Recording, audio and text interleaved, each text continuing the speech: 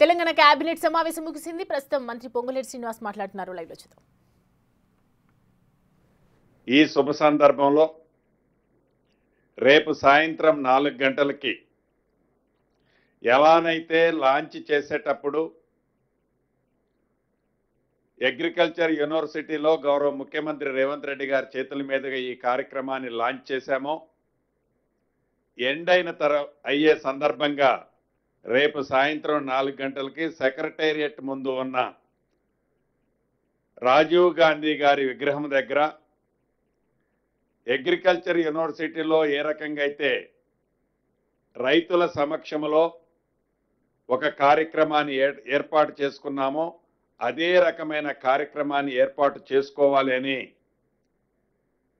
ఈ శుభ సందర్భంగా రైతులందరూ సంతోషంగా పండగ వాతావరణాన్ని గడుపుకునే దాంట్లో గౌరవ ముఖ్యమంత్రి గారు కేబినెట్ కూడా పాలు పంచుకోవాలని కేబినెట్ సమావేశంలో నిర్ణయం చేసుకోవటం జరిగింది.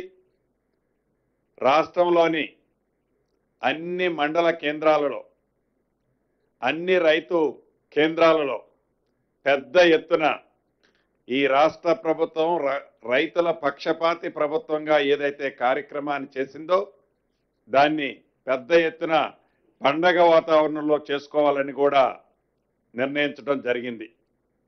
రెండవ అంశం, ఏదైతే ఆనాడు 10 సంవత్సరాలు పరిపాలించినప్పుడు తెలంగాణ తల్లి విగ్రహాన్ని వారు మర్చిపోతే గౌరవ ముఖ్యమంత్రి రేవంత్ రెడ్డి గారి నాయకత్వంలోని ఈ ప్రభుత్వం తెలంగాణ తల్లిని, తల్లి రూపంలో ఉండే తెలంగాణ తల్లిని ఏర్పాటు చేసుకున్నాం సెక్రటేరియట్లో. దానికి తల్లి అంటే ఇలా ఉండాలి అని కూడా జీవో అన్నాడు ఇచ్చుకోవటం జరిగింది. రాష్ట్రంలో ఉండే అన్ని జిల్లా కలెక్టరేట్లలో నవంబర్ 9వ తారీఖు లోపు ఈ తెలంగాణ తల్లి విగ్రహాన్ని ఏర్పాటు చేసుకోవాలని కూడా, నిర్మించుకోవాలని కూడా కేబినెట్ నిర్ణయించడం జరిగింది. అదే రకంగా గతంలో కేంద్ర ప్రభుత్వం RRR కొంతవరకు శాంక్షన్ చేసింది.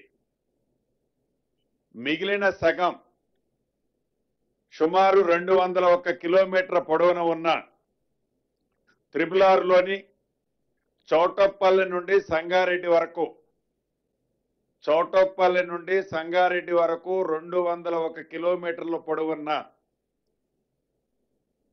రీజనల్ రింగ్ రోడ్డును కూడా ఈరోజు కేబినెట్లో ఆమోదం తెలపడం జరిగింది.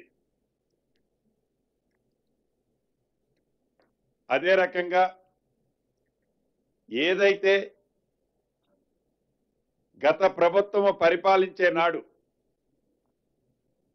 గోదావరి బేసిన్లో ఉన్న వాటర్ని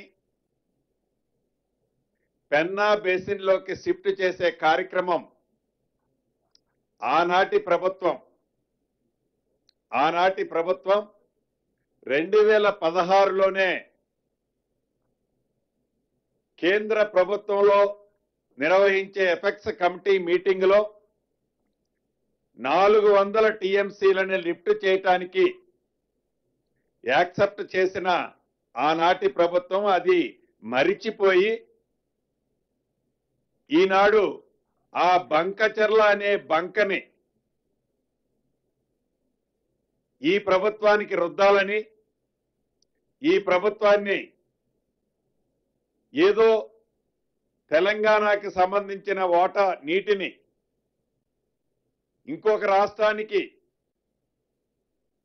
వదిలేసే కార్యక్రమం చేపడుతుంది, నిమ్మకి నీరెత్తినట్లు ఉంటుంది అని ఒక గ్లోబల్ ప్రచారం చేయాలని తాపత్రయపడేదాన్ని కూడా కేబినెట్లో చాలా ఫుల్గా డిస్కస్ చేయటం జరిగింది. దీనికి సంబంధించి ఏది ఏమైనా చట్టపరంగా, న్యాయపరంగా, అదే రకంగా బంకచర్ల విషయంలో గోదావరి నీటికి సంబంధించిన దాంట్లో తెలంగాణ రాష్ట్రానికి రావాల్సిన గోదావరి నీటి వాటాలో ఒక్క చుక్కని కూడా ఫోర్గో కావద్దని ఎంత దూరమైన ప్రయాణం చేసి ఎంత పోరాటమైన శక్తినంతా కూడగట్టుకొని ఈ ప్రభుత్వం తెలంగాణ ఓటాని తెలంగాణకి తెచ్చే దాంట్లో కృత నిశ్చయంతో పట్టుదలగా పనిచేయాలని కూడా కేబినెట్ లో ఈరోజు తీర్మానం చేయడం జరిగింది. ఈ సందర్భంగా మీకు చెప్పాల్సింది, కుప్పదూసోడు పరిగేరినోడిని బెదిరించినట్లు అసలు వారి ప్రభుత్వంలోనే వారు అధికారంలో ఉన్ననాడే ఈ బంకచర్లకి ఫౌండేషన్ వారి ప్రభుత్వంలోనే జరిగింది. వారి ప్రభుత్వంలో జరిగిన దాన్ని కప్పిపుచ్చుకోవటం కోసం దాన్ని మసిపూసి మారేడికాయ చేయటం కోసం ఏదో అది ఇది అది అని ఆనాటి ముఖ్యమంత్రి గారు కానీ ఆనాటి మాజీ మంత్రులు కానీ ఏదో తహతాలాడుతున్నారో దాన్ని తీవ్రంగా కూడా ఖండిస్తున్నాం. దీని పట్ల ఈ ప్రభుత్వం తప్పకుండా చిత్తశుద్ధితో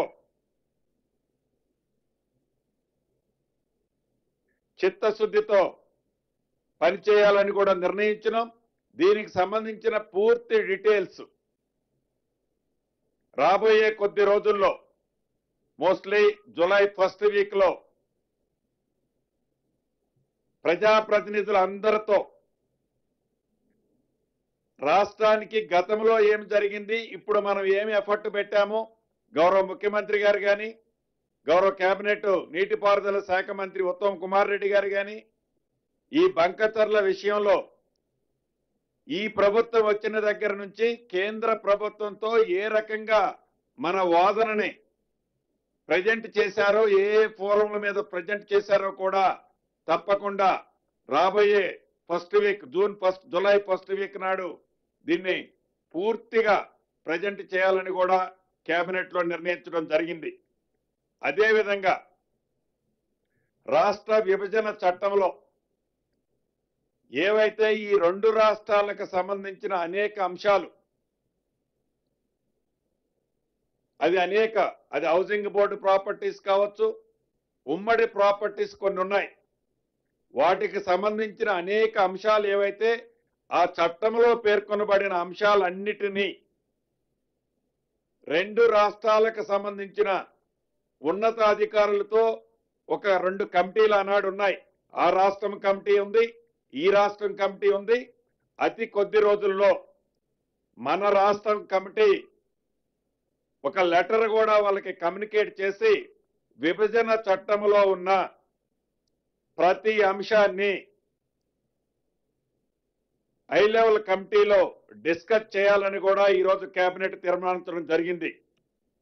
అదే రకంగా కాళేశ్వరానికి సంబంధించిన కమిషన్ ఏదైతే రాష్ట్ర ప్రభుత్వాన్ని ఈ కాళేశ్వరానికి సంబంధించిన ఇంకా ఏమైనా మీ దగ్గర వివరాలుంటే పూర్తి ఆధారాలతో రాష్ట్ర ప్రభుత్వం దగ్గర ఉన్న ప్రతి అంశాన్ని మీరు కమిషన్కి చెప్పాలనుకున్న ప్రతి విషయాన్ని ఈ నెల 30వ తారీఖు లోపు చెప్పాలి అని కమిషన్ అడిగిన దాన్ని వల్ల రాష్ట్ర ప్రభుత్వం ఏదైతే ఆనాడు కేబినెట్ లో జరిగిన డిస్కషన్ దీనికి అప్రూవల్ ఉందని లేదని ఉందని వారి వాయిసే వారు వినిపించుకున్నారు ఇప్పటి వరకు. అది గౌరవ మాజీ ముఖ్యమంత్రి గారు కానీ ఆనాటి నీటిపారుదల శాఖ మంత్రి గారు కానీ అదే రకంగా ఆనాడు కేబినెట్ సబ్ కమిటీకి సంబంధించిన దాంట్లో మెంబర్గా ఉన్న ఈటెల రాజేంద్ర గారు కానీ అదే రకంగా తుమ్మల నాగేశ్వరరావు గారు రిటర్న్ గా కూడా రిప్లై పంపించడం జరిగింది. వీటితో పాటు కేబినెట్ కి సంబంధించిన అంశాలు ఏవైతే ఉన్నాయో అవి అసలు ఇది ఎలా స్టార్ట్ అయింది, ఎక్కడ కట్టాల్సిన ప్రాజెక్టు ఎక్కడ కట్టారు, పూర్తి ఆధారాలతో రిటైర్డ్ ఇంజనీర్ల దగ్గర నుంచి ఆనాడిచ్చిన రిపోర్ట్ కానీ కేబినెట్ సబ్ కమిటీ ఏ ఉద్దేశంతో వాళ్ళు వేశారు, అసలు కేబినెట్ సబ్ కమిటీ డిస్కషన్ ఈ కాళేశ్వరానికి సంబంధించిన మేడిగడ్డ, అన్నారం, సుందెల్ల ఈ 3 బ్యారేజీలకు సంబంధించిన అంశం మీద ఉందా, లేకుంటే వేరే అంశం మీద డిస్కస్ చేశారా?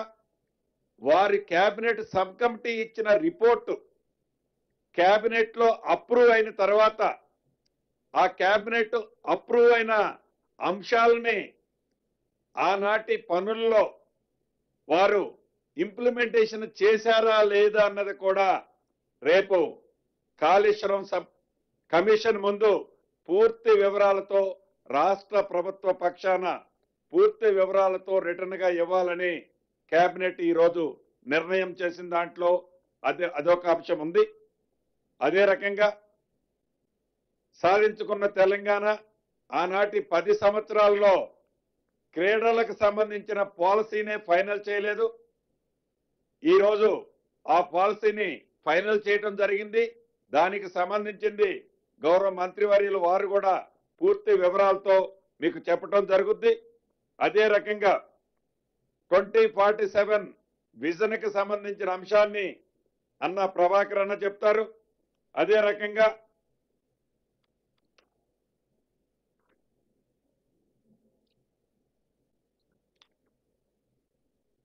పరిపాలనకు సంబంధించిన అంశాలు ప్రతి 3 నెలలకు ఒక్కసారి, కేబినెట్ ప్రతి 2 నెలలకు ప్రతి నెలకి 2 సార్లు జరిగే అంశాలని ప్రతి క్వార్టర్లీ ఏదైతే ఈ కేబినెట్ లో జరిగిన అన్ని అంశాలు ఇంప్లిమెంటేషన్ ఎంతవరకు వచ్చాయి, విధి విధానాలు ఎంతవరకు వచ్చాయి, అది కార్యరూపం దాల్చిందా లేదా అనేది డెఫినెట్ గా ఎవ్రీ క్వార్టర్ ఒక రివ్యూ పెట్టుకోవాలని ప్రతి నెల 2 సార్లు కేబినెట్ సమావేశం జరుపుకోవాలని కేబినెట్ లో ఈ రోజు ఆ నిర్ణయం కూడా తీసుకోవడం జరిగింది. అదే రకంగా 2 కొత్త మున్సిపాలిటీలు సంగారెడ్డి జిల్లాలోని ఇంద్రేశం, జిన్నారం కొత్త మున్సిపాలిటీలు, అదే రకంగా ఇస్నాపూర్ ని అప్గ్రేడేషన్ అంటే ఇస్నాపూర్ కి పక్కనున్న కొన్ని గ్రామాలని ఈ మున్సిపాలిటీలో జాయిన్ చేయటం జరిగింది. ప్రధానంగా ఈ మిగిలిన ఈ 2 అంశాల గురించి ఇద్దరు అన్నలు చెప్తారు. ఇందుట్లో ఏజెండాలో ప్రధానమైంది ఉన్నది లేనట్లు లేనిది ఉన్నట్లు గత ప్రభుత్వంలో అధికారాన్ని అనుభవించిన పెద్దలు వారి స్కిన్ కాపాడుకోవటం కోసం ఏదైతే తాపత్రయపడుతున్నారో అది రాష్ట్ర ప్రజలకు తెలుసని తెలియజేస్తూ నేను సెలవు తీసుకుంటున్నాను. ఇప్పుడు శ్రీహరన్నను మాట్లాడవలసిందిగా కోరుతున్నాను. మీడియా మిత్రులకు నమస్కారం. ఈరోజు జరిగినటువంటి కేబినెట్ మీటింగ్లో మరి ఈ మధ్యనే క్యాబినెట్లో అవకాశం ఇచ్చినటువంటి పెద్దలు మరి దాంట్లో స్పోర్ట్స్ మినిస్టర్గా కూడా అవకాశం ఇచ్చినటువంటి సందర్భాన స్పోర్ట్స్ మినిస్టర్గా బాధ్యతలు చేపట్టిన వారం 10 రోజులనే ఇంత చక్కటి అవకాశం దీని మీద ఒక పాలసీ తీసుకురావడంలో నా వంతు బాధ్యతగా మరి అత్యంత ఇష్టమైనటువంటి శాఖ నీకు ఇస్తున్నాను ఆ రోజు వాళ్ళు చెప్పడం ముఖ్యమంత్రి గారు, మరి ఆ శాఖలో చేయాల్సిన విధి విధానంలో నన్ను కూడా పార్టిసిపేట్ చేయడం, ఆ శాఖకు ఇప్పుడు మంత్రిగా ఉన్న సందర్భాన ఈరోజు ఒక స్పోర్ట్స్ పాలసీ తీసుకొచ్చి తెలంగాణలో ఉన్నటువంటి క్రీడాకారులు క్రీడా ప్రేమికులందరికీ కూడా ఒక వరాన్ని ఇచ్చినటువంటి మన ప్రీత ముఖ్యమంత్రి గారు 2036లో జరుగుతున్న ఒలింపిక్స్లో మన సత్తా ఎంతో చూపించాలనేటువంటి ఉద్దేశంతో ఆనాటికి 21 నుంచి 23 వయసు ఉన్నటువంటి క్రీడాకారులు తమ ప్రతిభని కనబర్చిన సందర్భాలు చూశాం. కాబట్టి ఇప్పుడు 8 నుంచి 10 సంవత్సరాల మధ్యలో ఉన్నటువంటి క్రీడాకారుల్ని గ్రామ స్కూల్ స్థాయికి నుంచి వెతికి తీసి సీఎం కప్ అని ఇంతకుముందు మనం ఏర్పాటు చేసుకొని గ్రామ స్థాయికి ఏ విధంగా అయితే క్రీడాకారుల్ని వెతికి తీసామో అదే మాదిరిగా ఈసారి కూడా మళ్ళొకసారి అటువంటి ప్రక్రియ ఏర్పాటు చేసి వెతికి తీసి 2036లో జరిగేటువంటి ఒలింపిక్స్ లో ఖచ్చితంగా ఒక మంచి స్థానంలో మన తెలంగాణ నిలబడాలనే కాన్సెప్ట్ తో తీసుకున్నటువంటి ఒక స్పోర్ట్స్ పాలసీలో ఆ పాలసీ చేసేటప్పుడు నేను స్పోర్ట్స్ మినిస్టర్గా ఉండడం నా అదృష్టంగా భావిస్తా ఉన్నా. మరి దాంట్లో భాగంగా ఈ పాలసీలో తెలంగాణ స్పోర్ట్స్ హబ్ బోర్డు కూడా హబ్ బోర్డ్ ఆఫ్ గవర్నెన్స్ కూడా ఏర్పాటు చేసుకుంటామని చెప్పడం నేను ముఖ్యమంత్రి గారికి అదే విధంగా నా ఉప ముఖ్యమంత్రి గారికి సహచర మంత్రివర్గానికి క్యాబినెట్కి కూడా మనస్ఫూర్తిగా నా ధన్యవాదాలు తెలియజేస్తా ఉన్నా. ఇది ఒకటే కాకుండా క్రీడాకారులకు ప్రోత్సహించే విధంగా వారికి పారితోషికాలు ఇవ్వటం అదే మాదిరిగా తెలంగాణ క్రీడా అభివృద్ధి నిధికించి TSDF నుంచి ఖచ్చితంగా నిధుల్ని కూడా ఏర్పాటు చేసి క్రీడా